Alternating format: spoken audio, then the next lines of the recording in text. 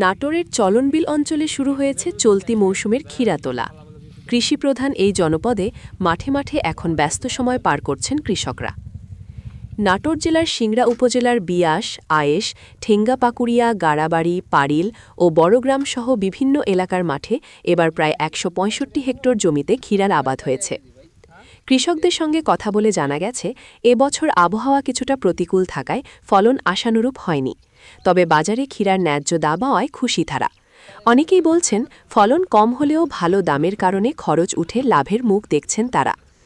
স্থানীয় কৃষি সংশ্লিষ্টরা আশা করছেন, বাজারে দাম স্থিতিশীল থাকলে চলনবিলের কৃষকরা আরও উৎসাহিত হবেন ক্ষীরা চাষে। চলনবিলের মাঠ জুড়ে এখন সবুজ ক্ষীরার সমারোহ, আর সেই সঙ্গে কৃষকের মুখে স্বস্তির হাসি। গতবারকার তুলনার চাইতে এবার দাম বেশি, কিন্তু ফল কম।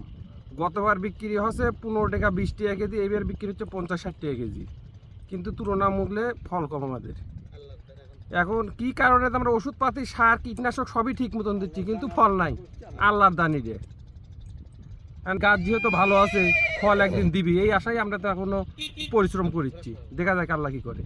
এই ঠেঙ্গাপাকুড়িয়া গ্রাম সিংড়া থানা, নাটোর জেলার সীমান্তবর্তী এলাকা, চলনবিলের মাঝখানে। এখানে চলনবিলে হাজার হাজার বিঘা জমি আছে, তার মধ্যে 400-500 বিঘা জমি কৃষক ক্ষীরা চাষ করেছে।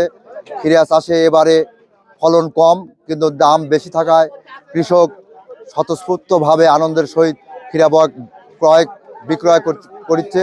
এই ক্ষীরা ক্রয় করার জন্য থেকে এলাকার বিভিন্ন এলাকায় থাকা ব্যাপারী এসে এই ক্ষীরা ক্রয় করে বিভিন্ন স্থানে তারা বিক্রয় করছে। আমাদের এখানে একটি সমস্যা, সেটা হচ্ছে রাস্তাঘাট না থাকায় ঘোড়ার গাড়ির মাধ্যমে ক্ষীরা বহন করে আইনে আড়তে বিক্রয় করছে। এতে কৃষকের বহন খরচ বেশি।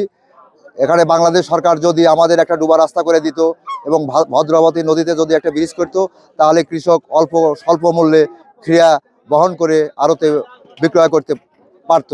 আমরা বাংলাদেশ বস্তা প্রতি 50 টাকা খাজনা, যদি গাড়ি ঘোড়া চলতো তাহলে 20 টাকা খরচে আনতে পারত।